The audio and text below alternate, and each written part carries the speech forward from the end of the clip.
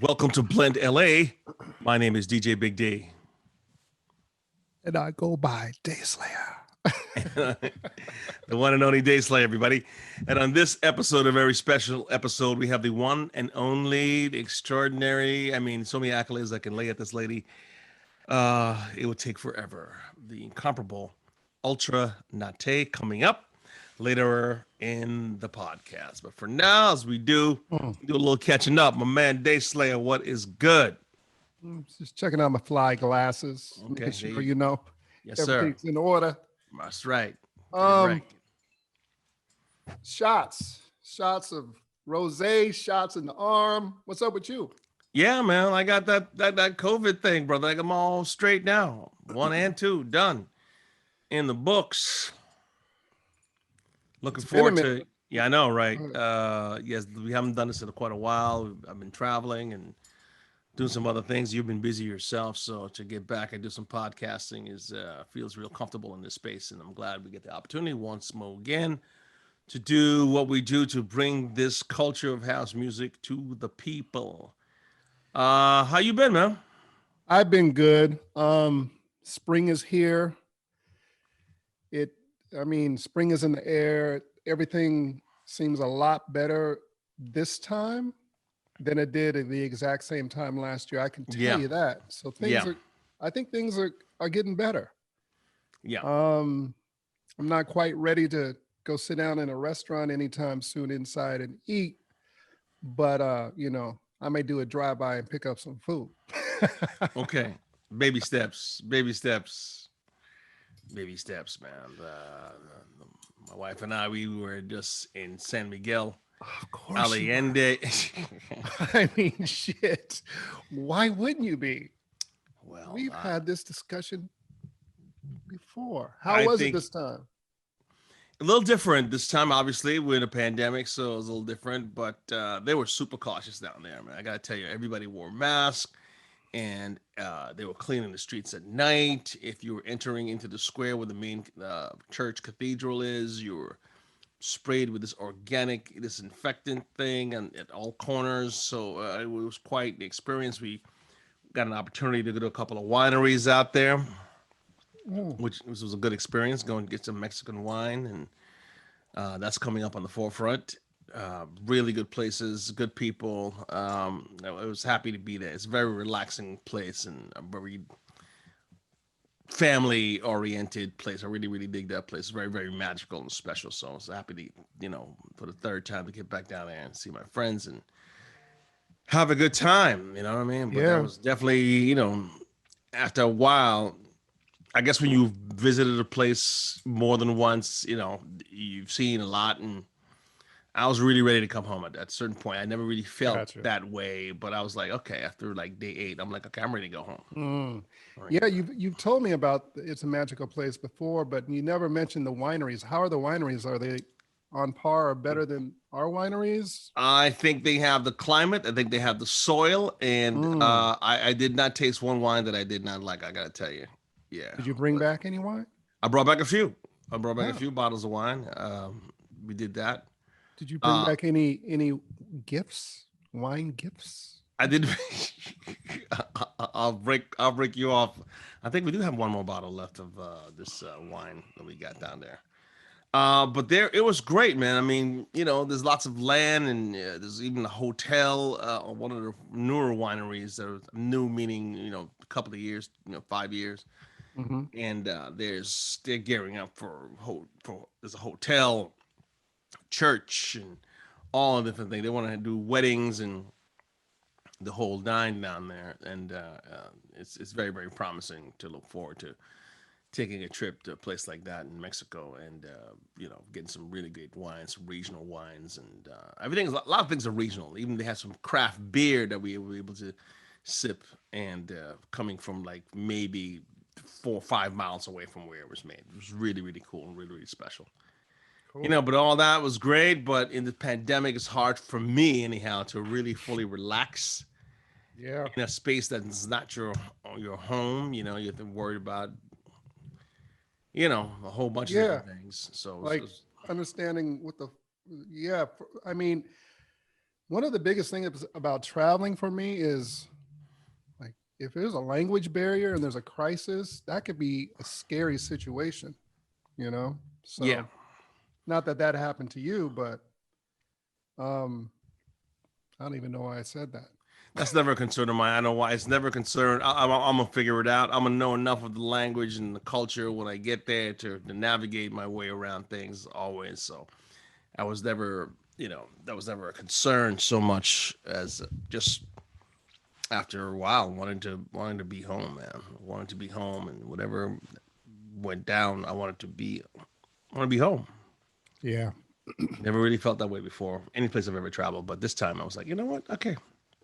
I mean, as much as we gripe about this country, when you're traveling abroad and you come back through customs and they hand you your passport and they say, "Welcome to America," you're like, Oh, not "Oh, only that, we yeah, were lucky enough. Lori, my wife, she had a global entry before, and I tell you, if you don't have it, if you travel a lot, even if you don't travel a lot, it's worth it to go out and get global entry. Because when we got back into the U.S. at LAX, um, people with passports that had to fill out the customs forms. We don't You don't have to fill out custom forms anymore. It's facial recognition, which is a little scary you in a sense. think?" It is what it is what it is. That's what we're moving to. That's what we're moving Unfortunately, to. And then, you know what I mean? It's double edged, you know what I mean? It's double edged, but we didn't even have to pull out our global entry card. This is no, just look right here in in this camera. Bing bang boop. I got a little receipt, handed it to the customs agent that was there, and walked through. Now, I'll tell you the importance of that. When we came back from Morocco a couple years back and mm-hmm. came in through Philly, my wife had global entry at the time, and I didn't. I was like, whatever, global entry, no big deal. And we had to catch a connecting flight from Philly to LA. Took me over an hour in customs. You're like the guy on the 10 going to West Covina and you don't got the fast track. That's what it felt like. And then I had this old dude in front of me. He's like, "How do you work this thing?" I was like, "Man," I was like, "Yo, you got to be kidding me! I got about 20 minutes to catch this flight." And you barely made it. Barely made it, man. I mean, and plus, you have, at that point you have to collect your luggage, rebook it, Mm, do all that stuff, and that was kind of scary. This time, and the office that was in at LAX had moved to Long Beach, so it wasn't as easy as it was the first time that where I should have figured it out. But this time, no, I had it. They didn't even need it. It's good for I think 5 years, something like that. Boom, to get the receipt, hand it to the customs agent, and walk right through. As a matter of fact, I think we were the only people that went through the global entry line. mm. So we were out of there. Super VIP. Ping, pang, South boom, Central LA out does of there. not mess around. It's straight Yeah, up super VIP, VIP. I think get it before you need it. Get it before you need it. When you want to go home, you want to Mm. go home. And it's when you travel, it's some things a lot of people just don't think about.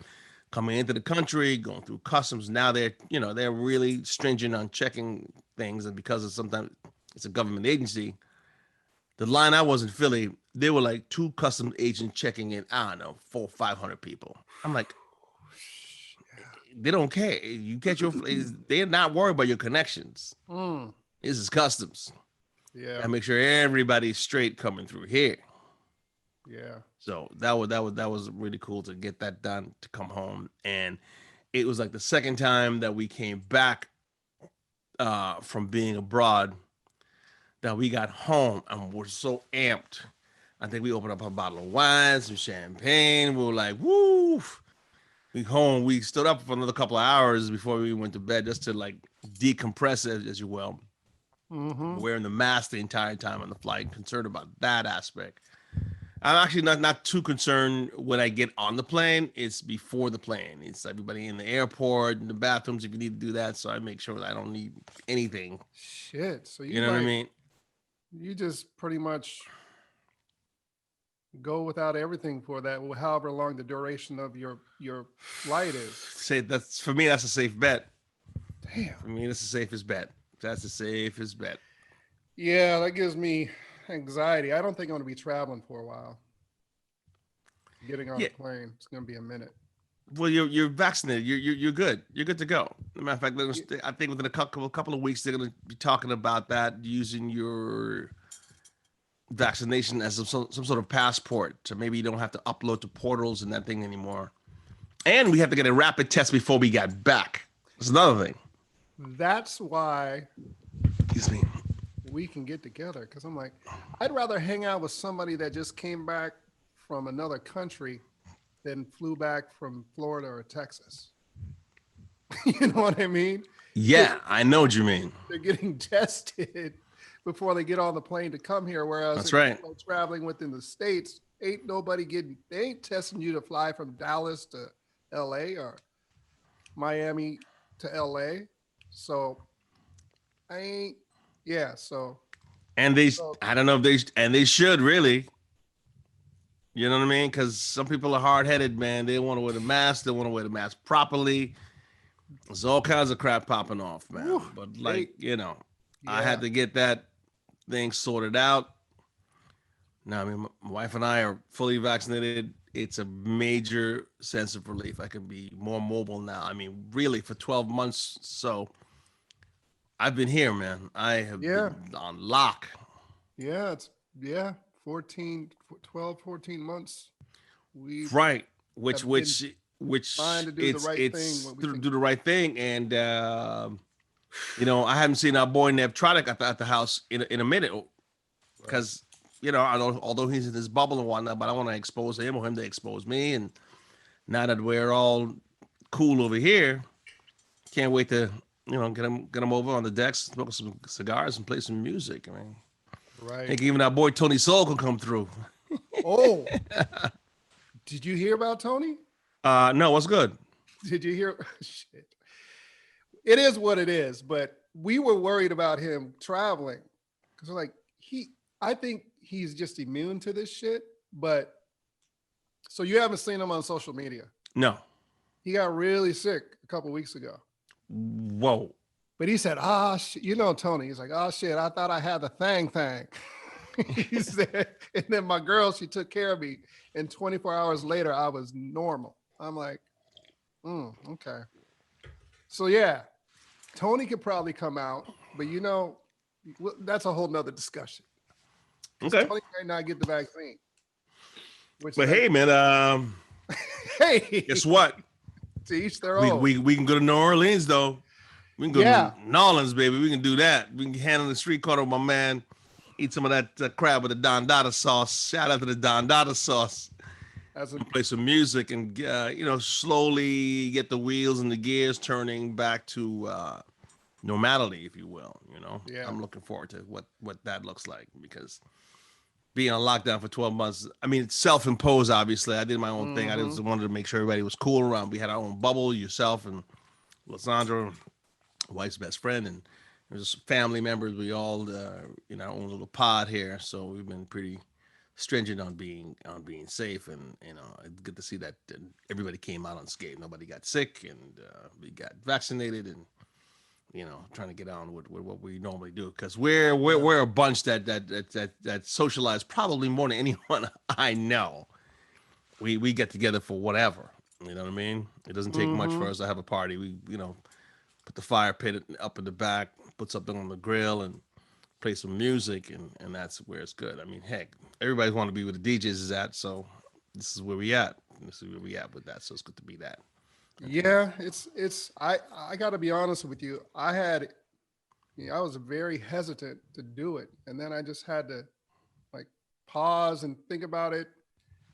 And I think this whole situation is like I have some friends that don't want to get it, but I can't even speak on their decision. All I know is I just have to look out for myself and in my family. So That's the that's point why I I was went going. ahead and got it. And I just hope that the science is real and that this is the right thing to do, which I think it is, because I can't see it being You know what I'm saying? It's like a global situation.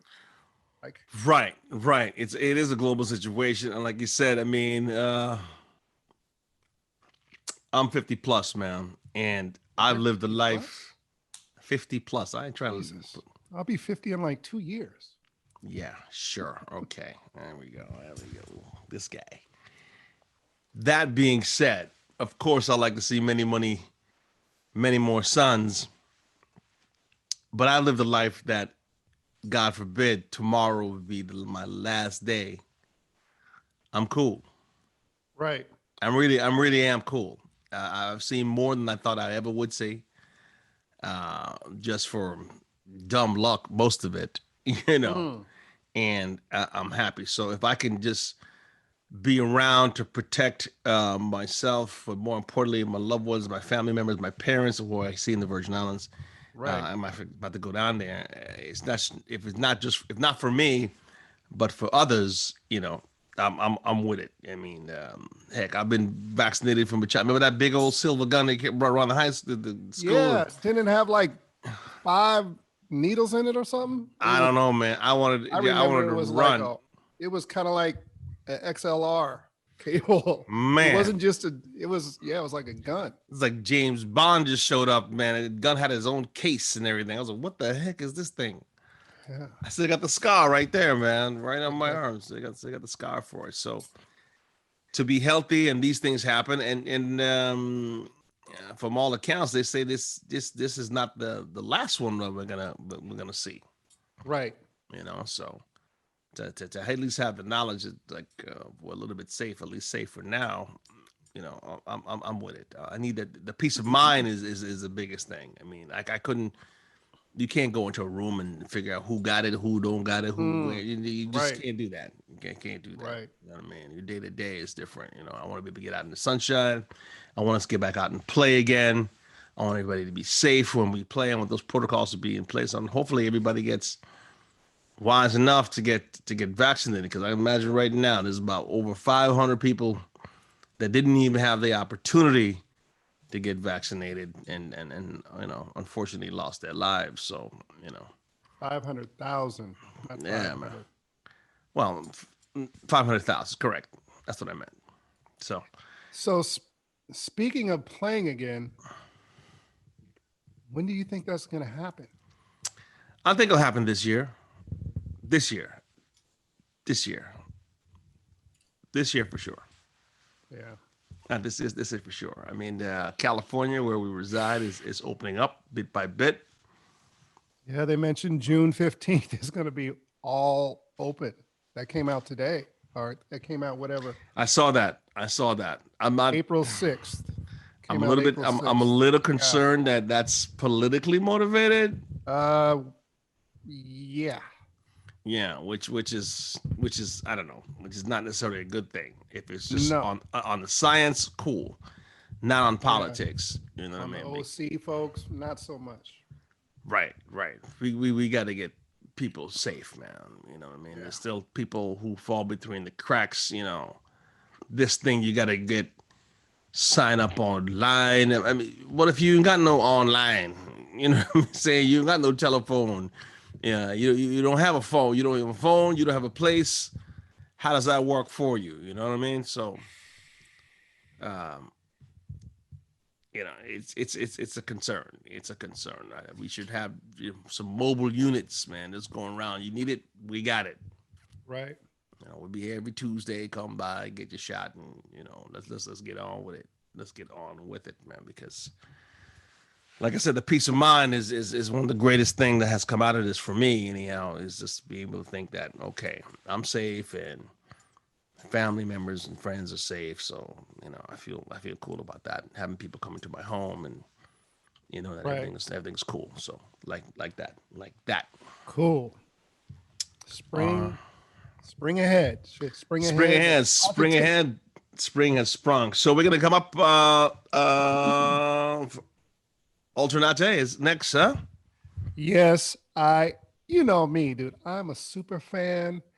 And I saw her when she was here last in LA, November 2019, for the 16th anniversary of Deep Sugar. Deep sugar. Her and her partner Lisa Moody, they killed it.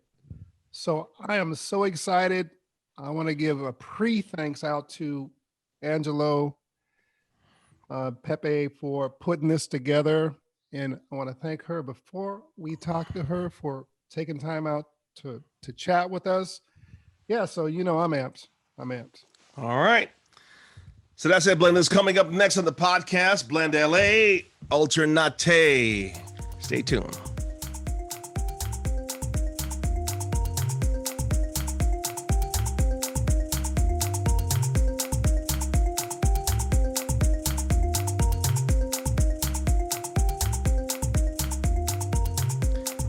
Hey, folks, coming up next is Alternate, but due to some technical difficulties, the early portion will not be airable. So we'll be joining her midstream, so to speak, in the interview. Still worth watching, still worth listening to. So stay tuned. Alternate coming up next. This is Blend LA.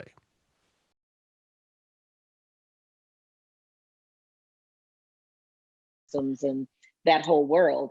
And that was really enthralling for me. And in that environment, I met Tommy Davis of the Basement Boys when they were still fledgling DJs and just kind of getting started. They had one record out on Jump Street. They did a remake of Rolls Royce, Love Don't Live Here No More, with their A&R person, Cynthia Cherry. So Tommy enlisted me to come and just hang out and audition. And so because I was in this medical field track, it really wasn't like a thing where I was trying to be a singer or knew that I was a singer or even a songwriter by trade in any kind of way, form, or fashion. But I did enjoy the arts and creative things. So I was like, okay, fine. As a lark, I have nothing to lose. Sure. In working with them in the studio, we, on a humble, wrote It's Over Now one night. And so we had these lyrics that we kind of scribbled together in the basement. And then they were like, we need to lay something down. So they pulled the dad out with a track on it that they had just written. I had never heard the track before and just went in the studio and kind of started bouncing these lyrics that we had just written to this track. And that's what became It's Over Now.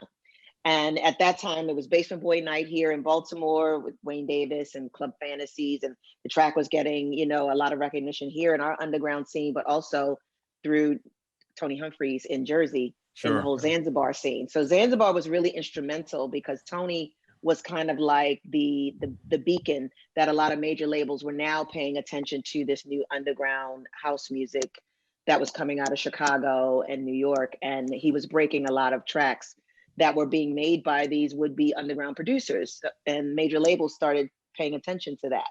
So as the situation would have it, Cynthia Cherry, the boys' former A&R at Jump Street, was now moving to Warner US. And when she got hired there, she took It's Over Now as one of the first things she wanted to sign. So I ended up with a major label deal out of this very random kind of moment of just hanging out with the boys and just taking a stab at writing and singing something off the top of my head. And so suddenly it was like, oh, there's a record deal in place here, and it's with Warner Brothers. But even as a child, have you written? Did you write or have written anything beforehand? Scribble some stuff down, a thought in your head, nothing before. Unbelievable. The only writing that I did was kind of like, I used to write plays. And that was kind of it in terms of any kind of writing thing. And I would do a little bit of acting, but these were all like fun things I would do through school. Sure. And, I had a group of that I used to hang out with in high school, and we used to call ourselves the Sexy Illusions, and it was 5 of us. So it was 3 girls and 2 guys. Cool. And so we would do like 5-star New Edition, kind of performances or whatever for like Junior Day and, Senior Day and things like that. But it was all like fun, kind of cool stuff.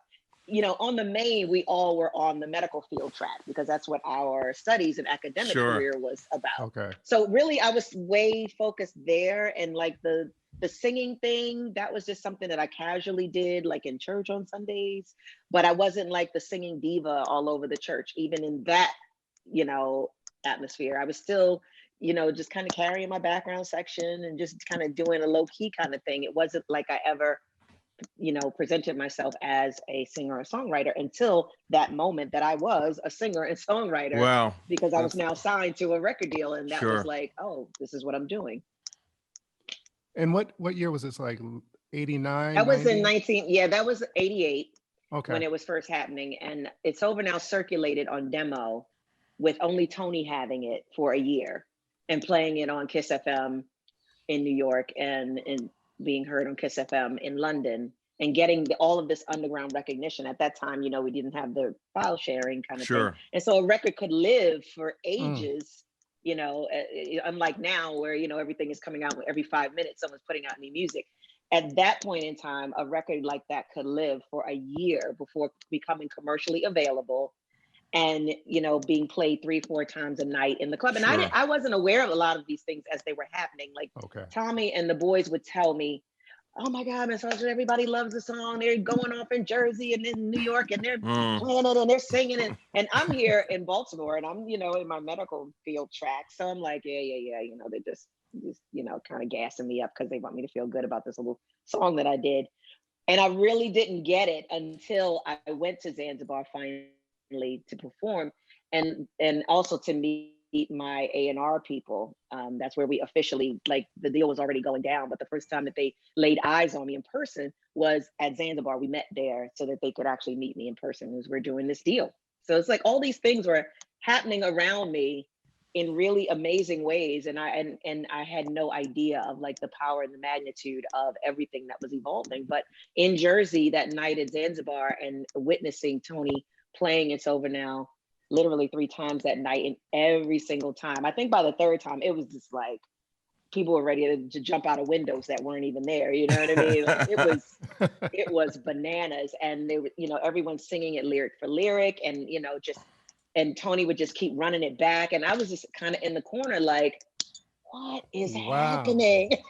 What is That's happening? Because I had never even heard my voice, in a studio kind of setting, and so I never heard my voice back to myself, so I didn't even know really what I even sounded like to the world. So it was all really bizarre for me. wow.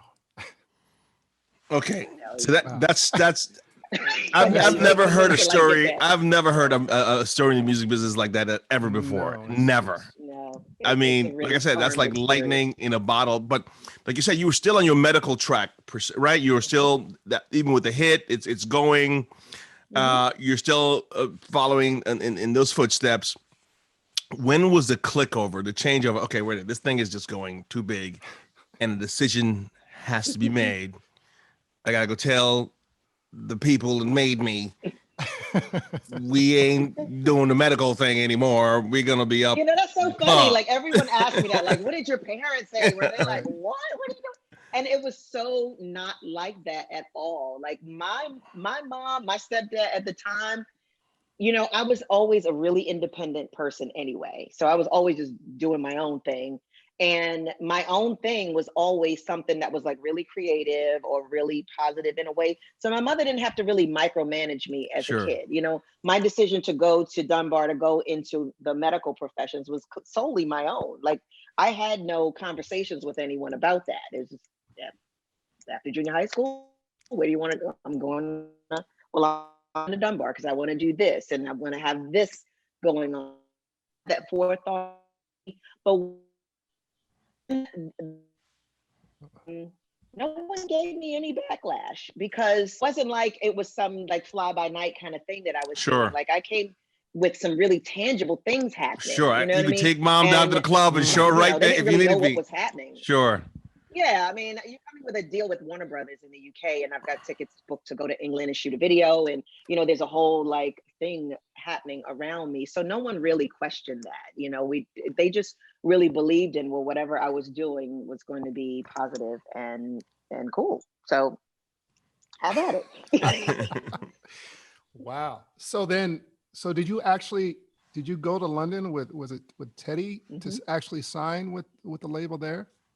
So it must have just Yeah, been we signed here, and the boys, the way that that deal was structured, I was in a production deal with the boys, and then okay. the beginnings of the deal were for 2 singles, and that was for It's Over Now with a follow up, and then shortly thereafter they decided to make it an album deal because It's Over Now had a lot of traction. They could kind of read the tea leaves that like this is going to be a really big record in the UK, and no label worth their salt is going to sign an artist, blow up a single, and not have an album option, Sure. in the queue, because now you've broke this artist and Mm. now they can just go their merry way with this brand recognition that you paid for and signed with someone else, So they quickly changed that because I was writing songs and they were like, okay, yeah, this girl's got some writing chops going on here. Like this is a situation. So that changed into an album deal. And the boys did all, they signed directly with the label on behalf of the production company to Sure. produce Okay. Ultra Nate. So that's the way that was structured. So I talked to my label folks, to Cynthia and Peter Edge at the time, and I was here in Baltimore, like working my job, and they called me, and I was like, I'm on the phone with these people from London, like this is crazy. This is crazy, That's what I said. I didn't really physically meet them in person until It's Over Now was like already a thing, and we met. They flew over from the UK, and we met at Zanzibar. But then shortly after, they wanted to shoot video. I had to do Top of the Pops. Things were moving. I started spending time in England at that point. So were you writing this whole time, or did they say, hey, you need to start No, writing? you're like, Because you had, what, like writing 10? anyway, because after I wrote It's Over Now, 9 albums now, but at that time, I had written It's Over Now. It was the first and only thing that I had written. And then the next thing that happened was Adiva was really huge. Adiva was huge, huge, huge. And the first time I went to England, it really crystallized for me that, this is a whole different game that you're in. This is not like the cute, like on the weekend underground club culture in Bebor Right. or Jersey or whatever. Like Right. this is a level, because when I landed in the airport, there were billboards Woo! of a Wow. diva everywhere. Wow. And I was like, what? In no way. Like, cray. This is crazy. So it was, it was very like, okay, Dorothy, you're no longer in Kansas. You know what I mean? I got the memo Right. really, really quickly. And so the label, her label, were looking for songs for her first album. And so they were enlisting, songwriters from different places, and they enlisted Basement Boys for us to come up with something to submit for a diva. Well, I wrote a song for that submission that was Gotcha. very different from It's Over Now. And from that song, they were like, okay, this is a whole different thing. Like, there's some serious writing chops going on here. So, that's when the album came into play, and the boys and I would just get together and start writing stuff. And we were just coming up with things. It was a very charmed experience because we were at a time when we were writing the template of what dance music, house music was. Sure. So no one really came with any rules or regulations or standards of how this should be done. We just really like got on with whatever we were feeling in any given moment. And so we just started writing tracks to create the Blue Notes from the Basement album. Yeah. Yeah. I was listening to that today. I'm like, was it one Yeah, track? the Sands of demand didn't Time? happen until Sands of Time gets a lot of, but what to his point, when you were asking about when did like it all come like, oh, okay, this is a situation with the medical thing, that really didn't happen until after the second album. Once I did One Woman's Insanity, because my label changed, Cynthia and Peter moved from the UK offices to the US offices. So now Warner US is handling all of my product. And that was a whole different bag of chips, because the UK company was putting me out to a demographic that knew, understood, and loved underground house music, and were making it commercially viable. Once I was a US based artist, then I was fighting against the Janet Jacksons and Sure. in that whole minutia, Sure. and with a company that did not get underground culture at all, don't know what to do with it, not interested. Where's the radio hit? Right. It up. That makes a lot of sense. Like Over suiting that commercializing. need to be, yes. Okay. I think So that's when it happened, really, after the One Woman's Insanity. Is it me? Am I frozen? Yeah, no, I think we're back now. It's going back and forth, but we're okay. We're muddled through. Okay. We just fancy editing and whatnot. So you're back in the U.S. Okay, so now you're from here. You go to the UK. You come back. What or how did you feel being back here, being from abroad now, seeing a different place, seeing a different culture, being fully embraced there as a person, as a musician, and then to come back Mhm. into the United States, and maybe some restrictions, some blinders being put on, and looking at things which are full wide-eyed into a different existence in which you had lived forever. Yeah. How was that experience coming back home?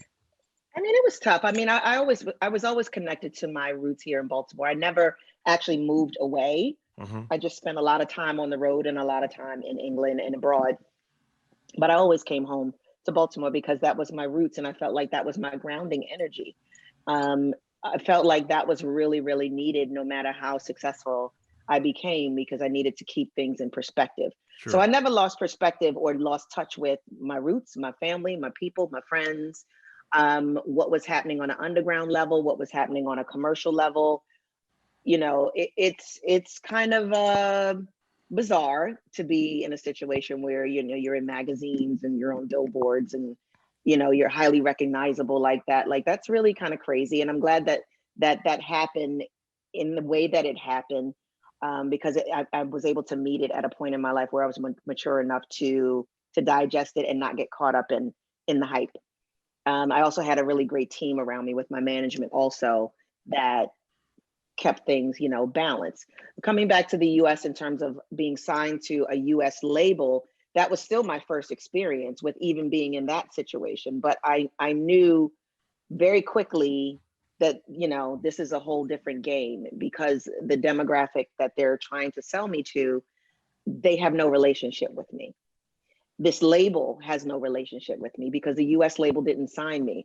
And if you know anything about major labels and red tape and politics, if you're not the one that signed an act, there's not a lot of loyalty to that act, because Got it it. has no bearing on you whether it's successful or not. All they needed to do was fulfill their contract, which is to make the album and to make it commercially available. It doesn't mean that they have to actually push it. It doesn't mean that they have to do anything to make it successful. It just means that they have to fulfill their obligation. Right. And so there was a lot of that, because they just didn't understand musically what was happening, and they didn't understand the potential of dance music culture, and who do you sell this to. And in the US still struggles with that in a real way when it comes to anything that's soulful. They've got the Yeah. electronic EDM version of that figured out now in current state, but there's still, when you start adding the soulful components to it, it gets all lost in the sauce. So that was a very difficult period, but I was still young enough where I felt like, okay, I had accomplished some really great things. I've had some amazing experiences, but I'm still young enough in this game that I could completely change directions and go back into my studies in Sure. academia and continuing in the medical field, or any track that I wanted to at that point. Or I could take what I have accomplished at this point and go further and step out there even further, on my own. And that's what we did. My manager and I, we had a lot of long conversations in those couple of years where I didn't have a record deal, between like 95, 90, the end of 94 into early 97, just before Free came out, were Mm-hmm. those years where I didn't have a solid record deal. Gladys Pizarro from Strictly, though, always wanted to do a record with me, and Strictly had a really great reputation, and they Sure. had capital. And the money factor, as well as the brand recognition, were the two really important components, because having been on a major label, I knew and understood what it took to make a record Right. really work. And it's not just like, okay, we got a good record and now we just throw it out there. Like, there are things that need to happen on the label side in order to give that record any kind of degree of potential for success. And I Sure. knew Strictly had that. So that was the perfect marriage for me. And when I signed with Strictly, the first thing I wrote was Free, but I had also been writing towards my next album while I was in that, because I'm always looking to the long-term plan Sure. and waiting for that moment when something clicks, because that's the beauty of this industry as a creative. There's always a possibility of anything clicking, and that you don't even realize in this moment is a thing, is suddenly a thing. Mm-hmm. So, always having that kind of thought, you are always laying the groundwork for to be able to maximize that opportunity, and that's what we did. And so it took me to the next chapter of, my career, and more success than I had when I was on Warner Brothers, which is, was crazy. Yeah, that song, I was listening to it the other day. I'm like, damn, this song is more relevant today. Free is more Sure. relevant right in this moment than it was in 97. I'm like, she was on to something back then because I mean, you did an interview, I think it was on Dance America or something in 91, and you said one of the most Mhm, important things to you was that the lyrics in my songs have to have real substance, or what's the point? And that's why you're mhm, still around 32 years later. I mean, mhm. free. That what is the one lyric? There it goes. If you give more, what does it say? If you You gave gave more more than you than you took. took, life could be so good. Come on and try. Now's the time. I mean, that's like 2021. That's Mhm. a song.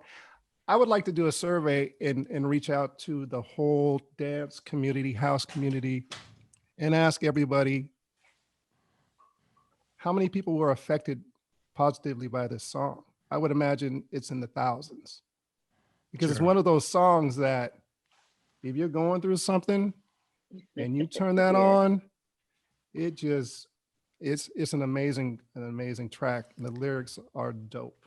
So And this is where your Thank you. medical experience has yeah, its healing qualities. It did not just go away; yes, it just No, not at all. Not at metamorphosed into all. something different. You know what I mean? spiritual That's medicine. Yeah, absolutely right. Exactly. That's absolutely right. Yeah. I mean, that whole album, was about that healing, situation critical, and the subsequent singles, found a cure, and kind of medicine, and pressure, and all of the various tracks therein, because it was speaking about healing. Usually when I'm writing an album, I'm writing from a concept. So it's, every song is kind of a leaf from that root of building that tree. And Sure. there's a continuing story and thread throughout the whole album. Um, and at that moment, having been through that experience and having grown up in that period, it was really, really important that whatever I did next spoke to people. So, we didn't want to um, take the safe route when we mm, wrote Free for Strictly Rhythm. There was no point in being safe. There was nothing to be gained by being safe. I had already accomplished what I needed to accomplish, and I had moved to anyone but myself. So I figured not. I've got nothing to lose. I'm in a major label deal, and I've got absolutely nothing to lose. So let's take this opportunity to really push that envelope even further, go further with the song musically. And we came from a totally different standpoint when we got with to Swing Bill and I, Bill, my manager. The goal was to come up with like a really rocky oriented song, because I write a lot of alt rock kind of leaning mhm. songs when I'm writing, and build them for the dance music genre in that way. So I write it in a lot of different styles, in jazz or gospel or rock, pop. It depends. My writing style leans a lot of different ways, and you can just kind of take that and create it within this umbrella of the dance music genre, which is one of the great things about being in this genre. And people have asked me many times through the years, because a lot of artists are like, well, I'm really an R&B artist, so I'm really a this artist, but I kind of stumbled in the house. But that's never been my thing or my desire to be in any other genre in particular, because I feel like I can do all things within this genre. And I think that's also been a large part of the staying power, is because there is a lot of diversity and a lot of stylized things going on in the things that I write. It's not one singular lane driven just by the beat. There's a Sure. lot of conversation that happens. Well, your staying power is incredible. Your Yeah. performances, world class. What do you like to prepare? How do you like to prepare yourself for? I'm thinking pre-COVID. Uh, Yeah. your shows. How do you prepare yourself for one of your shows? Because your audience is very varied. I mean, you run the Mhm. gamut of people that Yeah, enjoy your music. Well, your music, absolutely. and how do you particular crowds here and there? How do you prepare yourself? Well, the good thing now is that, with the internet, like, you can kind of tune in and see what kind of crowd you're going to be in front of, what kind of music that they're listening to.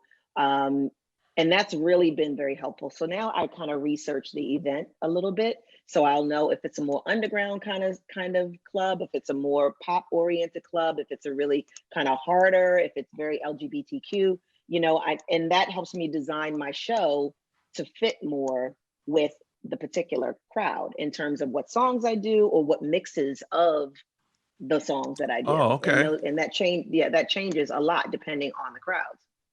Oh, so that matters greatly. The fact that going to a certain crowd, even the songs themselves may have different mixes, different interpretations. Right. Absolutely.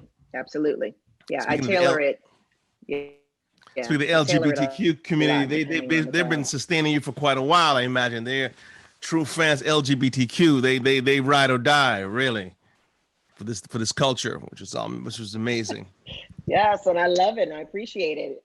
And it's been from the beginning, and not just, in terms of fans, but also in terms of people that I've worked with, collaborators and just friends. I clearly can Mhm. remember the very first show that I ever did here in Baltimore was at Club Fantasy, the first time I ever performed It's Over Now live. And it was my gay family that, dolled me up and turned me into a butterfly and like, really embraced me and did my hair and my makeup and made my outfit. And then there's just the presence and the stage persona. All of that came from being amongst my gay friends and just kind of knowing and understand what it is to be in command when you step on stage. So there's been a lot of support from the gay community for the beginning of my career, whether it's from the photography side, art direction, the music itself, or even tour managers or stylists, hair, makeup, like whatever, in all capacities they have been a part of the equation.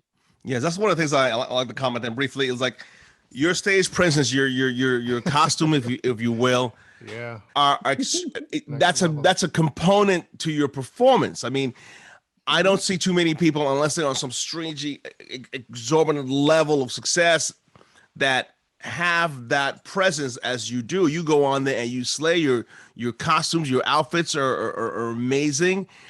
It's like you're a superhero. Like the name fits the costume. Is that It's yeah, I'm you know yeah, what I mean? I used to watch a lot of Japanese I hear that a anime back lot. in the Yeah. day, and it feels like you're coming in that vibe. You're like, I mean, the yeah. name itself, plus I mean, and an exquisite costume. The one that I saw where it's almost like a disco ball, where it's Hmm. it's well done, and the performance. How do you perform? First of all, how do you perform in those things? You got a lot of Not questions. You like, I've been right. waiting for this moment. Yeah, I'm amazed by it. Just the costume of it, and I'm amazed that you're performing in it, and the fact that you take great pride in presenting something to your fans uh, that adds an extra layer of surprise, of comfort to the performance. I think you don't sleep on that. I've seen some performances, and there's a couple performances I'm not going to mention that I paid my money to go see, and they show up with a t-shirt and jeans. I'm like, wait a minute, I got the babysitter at home and all of this, and I never thought it was that important until it wasn't Yeah, there, Yeah, yeah, and yeah. you don't It disappoint. depends on the artist. It depends on the artist. Some artists, that's just not their area. And if it's not your area, then you get people to help you out to build that area. Is what I'm thinking. But some artists want to represent themselves in that way. They want things to be very stripped down and it to be just their music, and the aesthetics are not a part of the equation. I don't really come from that school. I come from the school of total performance and complete aesthetics, and everything is married together Right. as part of who you are as an artist. And I grew up watching these artists like LaBelle or Grace Jones, or mm. we just watched the versus battle the other day, like Earth, I Wind, and mean, Oh, Fire.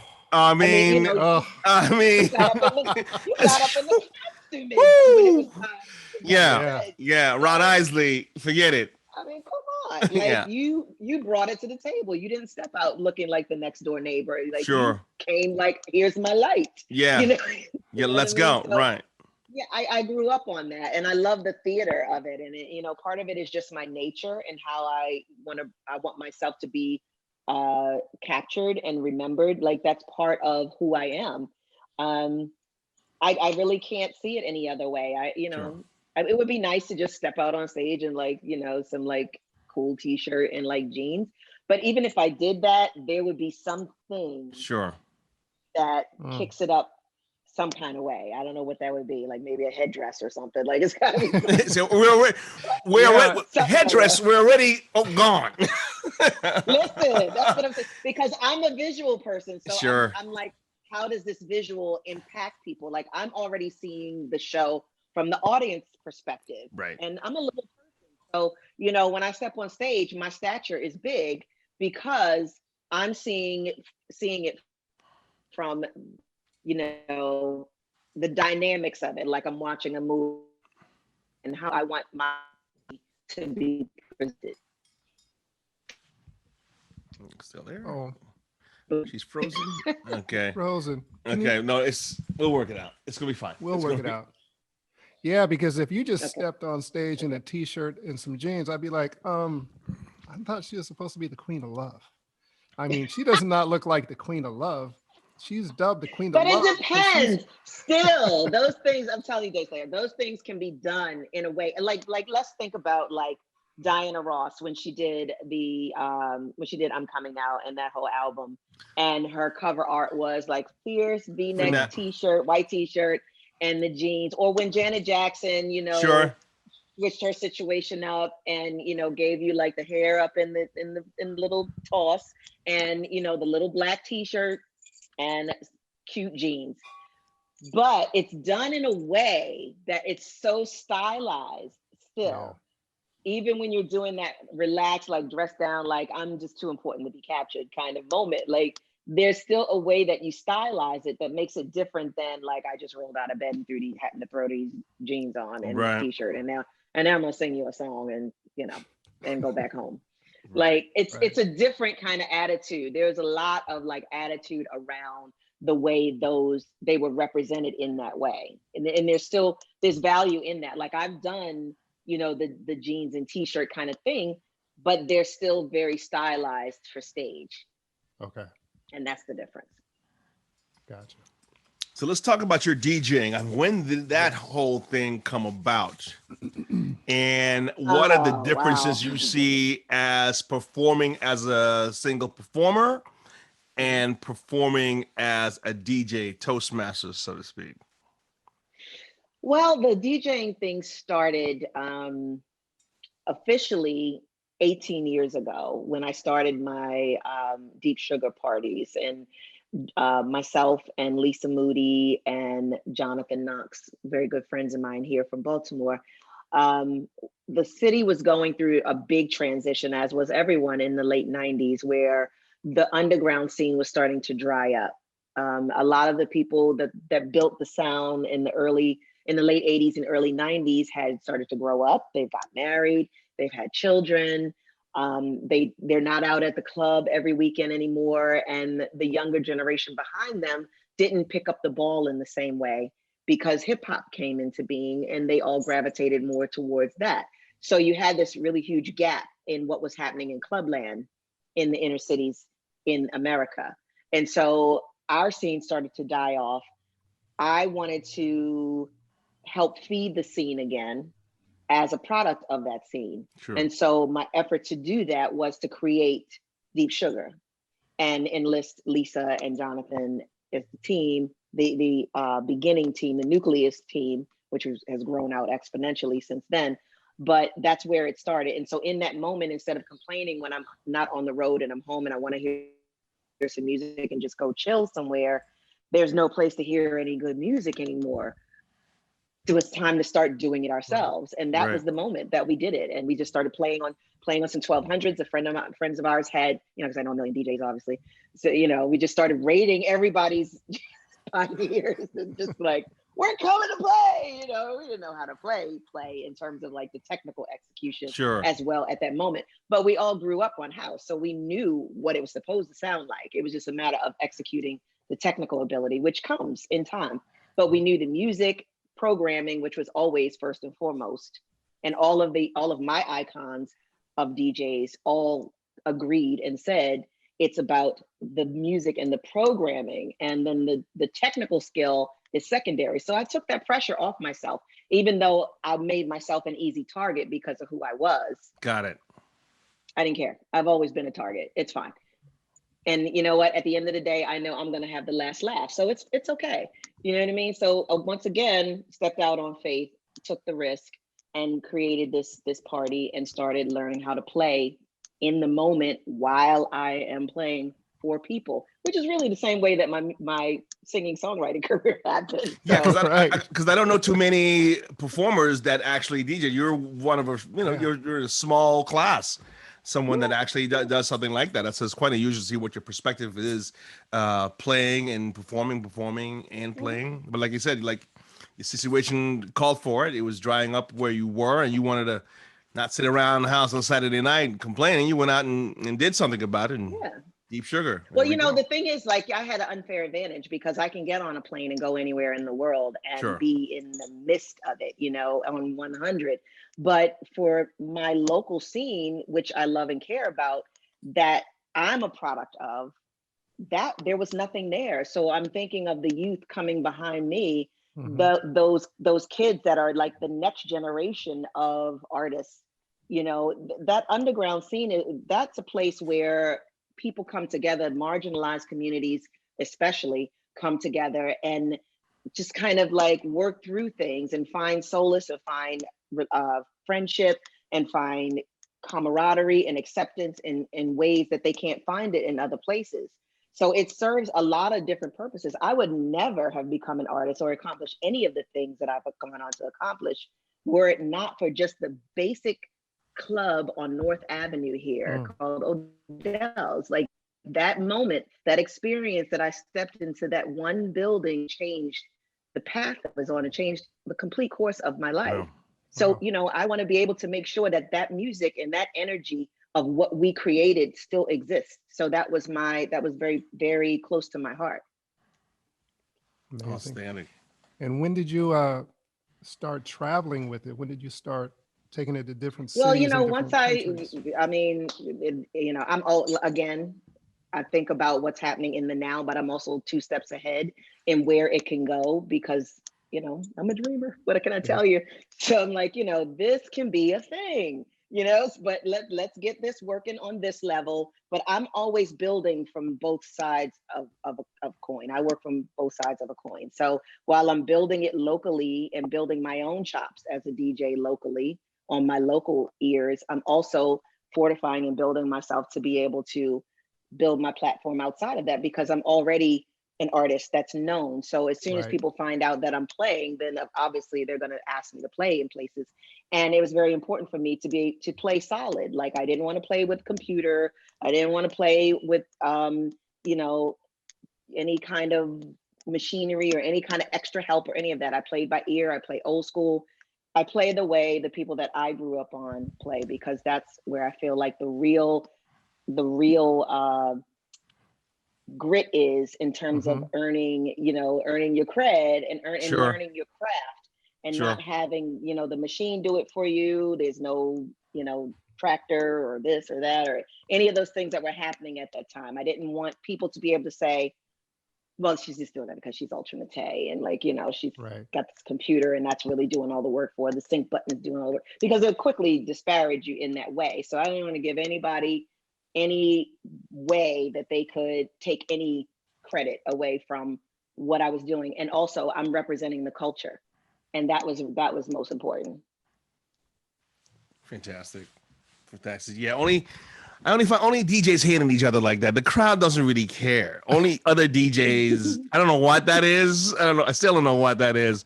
But the crowd. But I feel like there's still a difference. Like I feel like when you're playing, completely, and analog sound systems are like my thing. I feel there's a warmth there that you can't get from digital sound systems. Digital systems are loud, but that warmth and thunder is what's missing a lot of times. And so I feel the same way DJ have the in the same way. I feel you're always hanging on the precipice of tragedy or to step out there and be right there on the edge right of completely crashing and burning in front of everyone, Yeah. or completely creating a moment that people go to their graves still talking about. Right. Right. I got a few of Right. those. I got a few of those. I got a That's the few of That's those what beauty to of the it. grave. yeah. That's it. When Yeah. you're on Because the edge, That's that's it. when the creativity hopefully That's kicks it. in. Yeah, Yeah, man. for That's it. sure.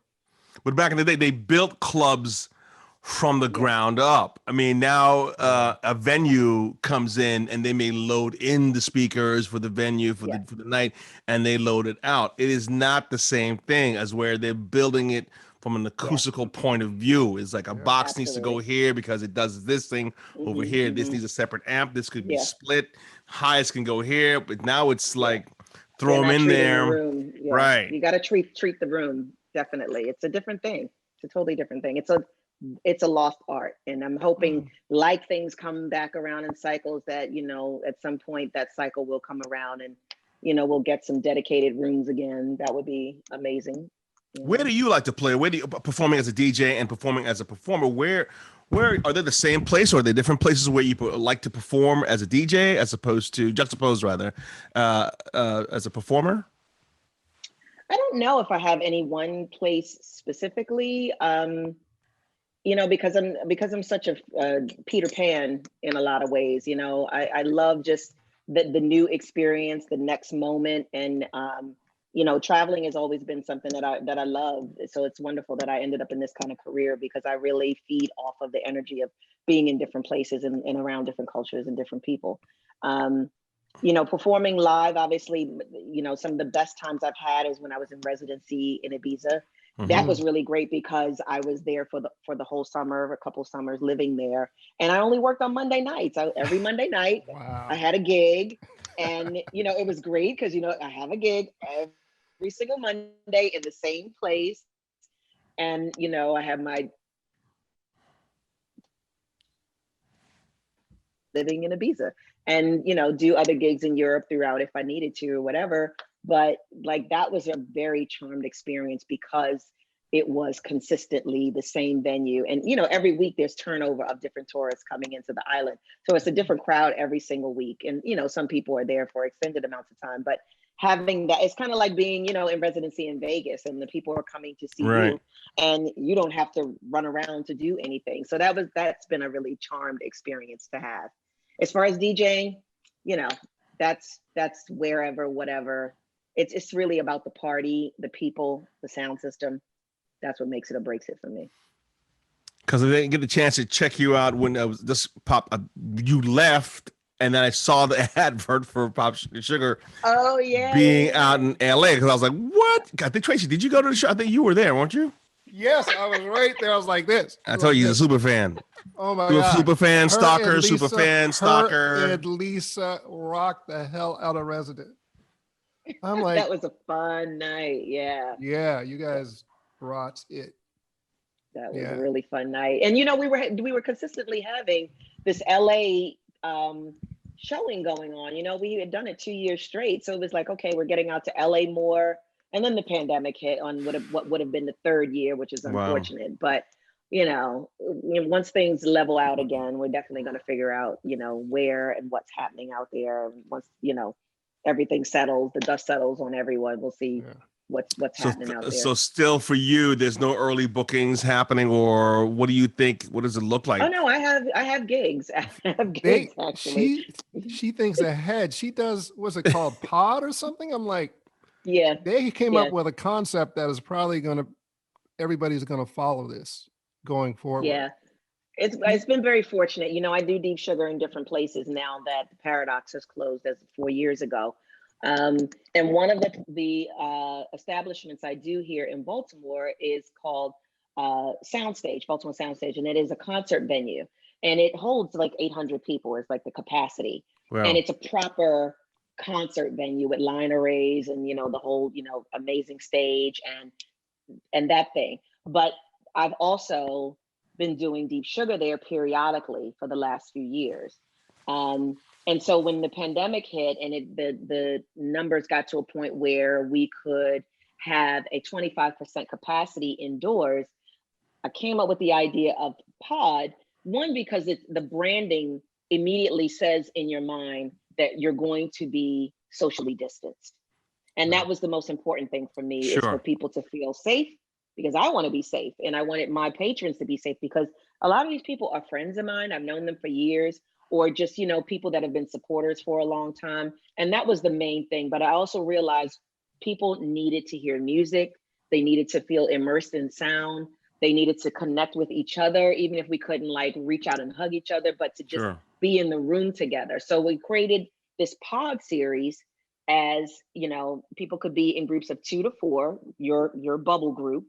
And because the space was so big and you sell 25% capacity, you could have everyone in these seated areas, but they can dance in their area, and have it designated off with taping so that everybody knows where their area is. Right. And obviously masks are mandatory. So it's been successful. We did one. The first one started back last October and November, I think, something like that. And then the numbers went really, really high for infection rates, as was forecast to Hmm. happen through the winter. So everything shut down, and then it opened back up in March. So we've picked it back up, and we're going into our fourth one this weekend coming, and it's been really successful, because for a lot of us, that's been our only opportunity to play in Sure. front of people, Yeah.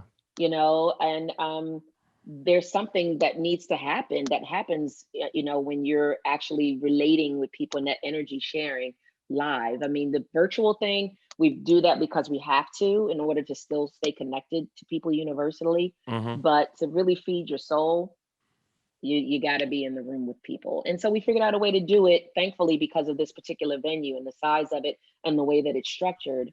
We could successfully do this without feeling like anyone's health is being compromised. That's great. Yeah. That's great.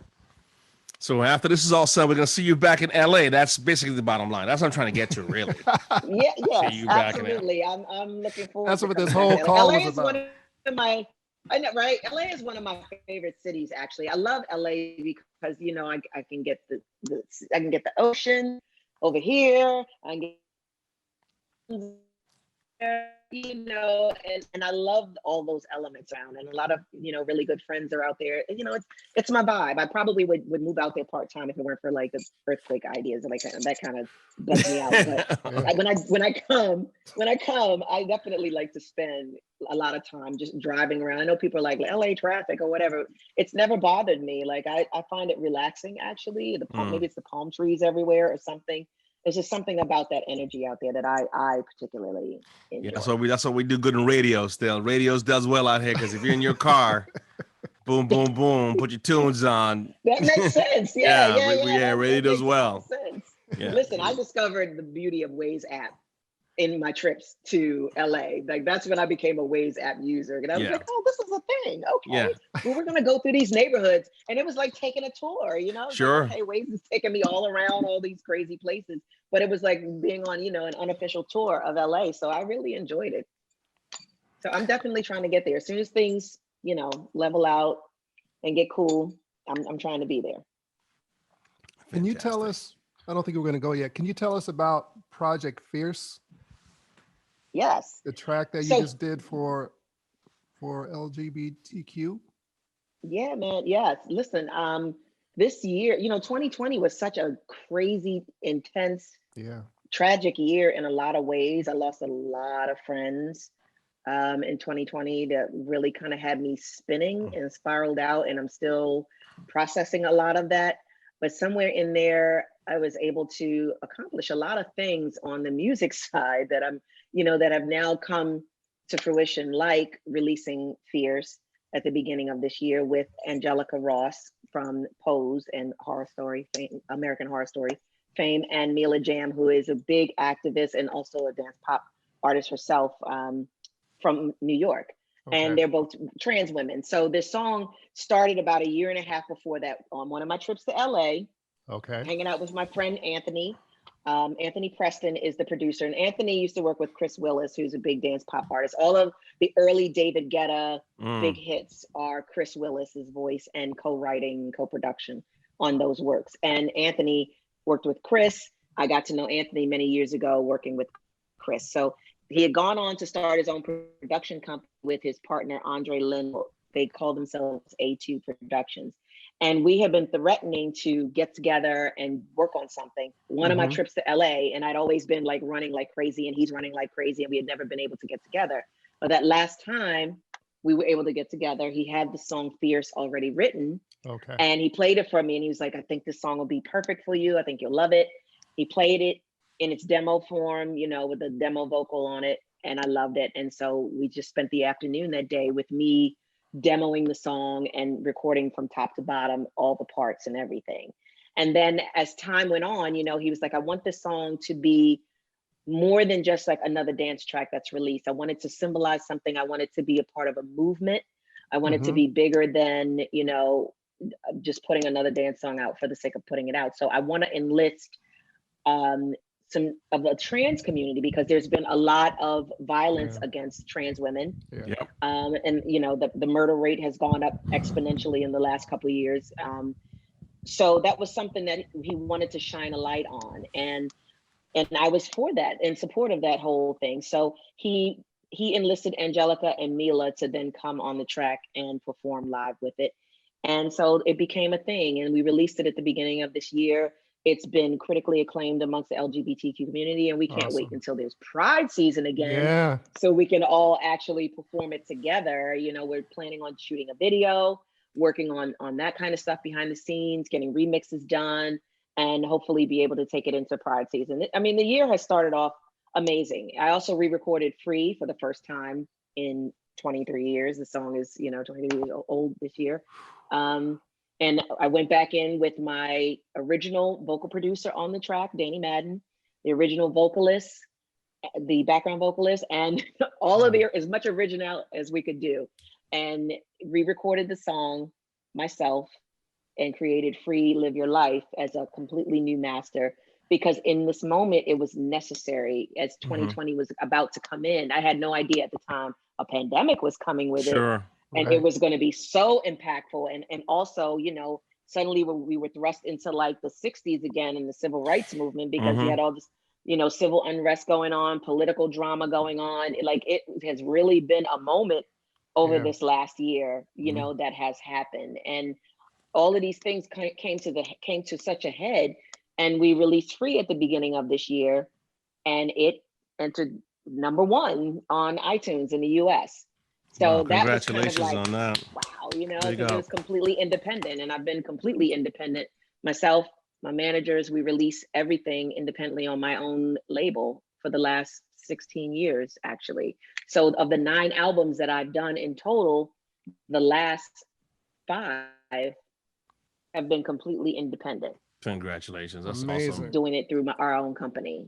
So yeah, and working on #10 now and finishing that up. Oh, okay. Cat's out the bag. So when can we look forward to that #10?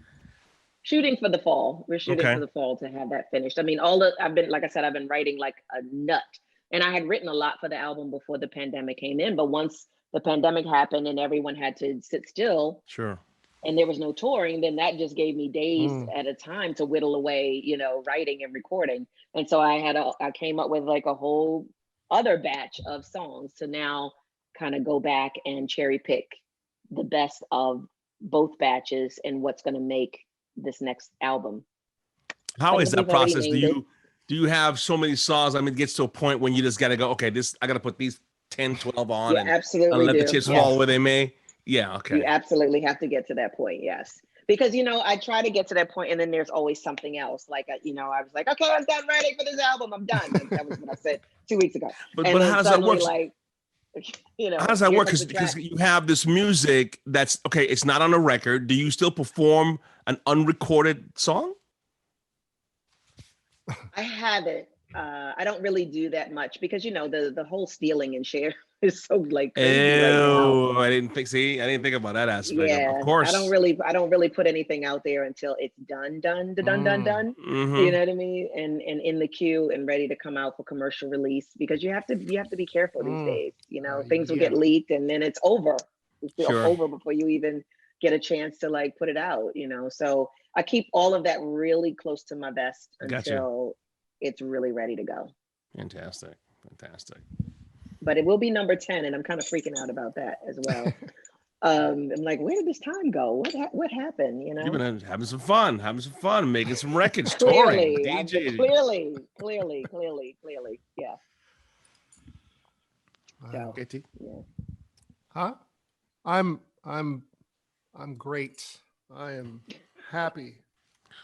I'm glad Thank we you. got to speak to you. You got Yes, to yeah, you speak to us. Your right. story is one story that, I mean, we're documenting it in our own way. It's an important part of the culture that needs to live on for ages, for sure. Yeah, when Daisley and I first started doing this podcast, you were one of the people that had been on our list, and we're figuring, you know what?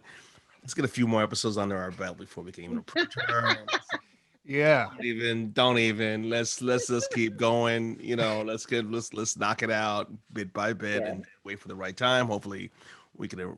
We still don't feel worthy, but we've shot our Thank shot, you. and we wanna thank you for participating and No, no sharing your doubt. I story. mean, I try to support, everyone at different levels, with different viewership levels, from like the smallest cat to like the big fish, as Yeah, much as I can, just try to spread the love around a well, little we bit. appreciate it. We And appreciate it so because that's, you caught me in a good moment because I I'm, got it. Well, Daisley, shout out to him. He was very dogged, and he did No. not take no for an answer. Shout out to Yeah. Angelo. I guess he goes by Pepe. Angelo. Yeah. So I mean, it's thank very him squeaky very wheel much gets the for oil right now. And then, Indeed. I'm coordinating these days of press and promo, and trying to, like, condense everybody into the same day and stack it so that, I can get everybody in that's Okay, good. requesting, Okay, good. some time as much as I can. I won't be able to do it as much once I start traveling again. So Sure. I'm trying to really maximize the opportunity right now while I'm sitting a little bit still. Well, good. Well, we thank you. Gotcha. Thank you so much for being on the podcast today. The one, the only, the incomparable Ultra Nate dance. Thank you. I hate Number saying dance 12 DJ, all but DJ, time but dance artist. more music to be Billboard. coming from her. You Yes. got to stay tuned and stay close. We'll let you know, Yep. blenders, that it's coming and when it's coming. And hopefully when there's dates out in LA, we get one more shot at meeting and greeting backstage. And just Absolutely. saying hello. We're big Absolutely. fans. Thank you very much for being on the podcast today. My name is DJ Big D. And I'm Dave Slayer. Thank And you so this is for the culture of house music. Miss Ultra Nate, thank you. Thank you. Thank very, you. very Thank you, guys. Keep doing what you're doing. Thank Keeping you. it, keep All right. rocking it, and keep it alive. Love you. much. Bye-bye. Bye. Bye. So we got some music by Ultra Nate coming up right here on the set on Blend LA. Just hope you guys enjoy. There's a couple of tracks we want to get you hip to her if you're not, and get you reacquainted if you are. On the Blend next, Ultra Nate.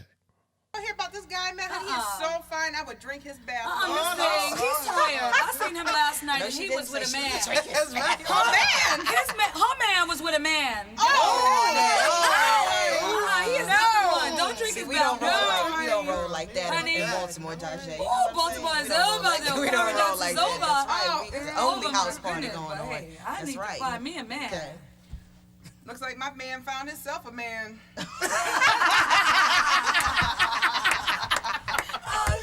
That ain't gonna work. Get down.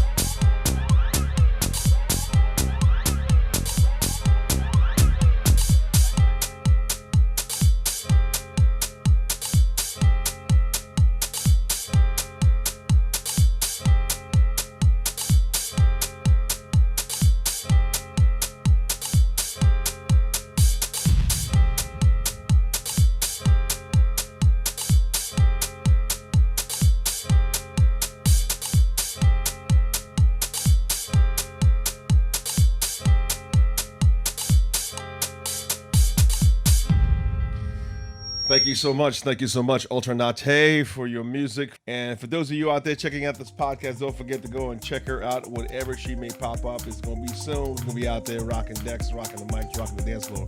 And Alternate will be in the house.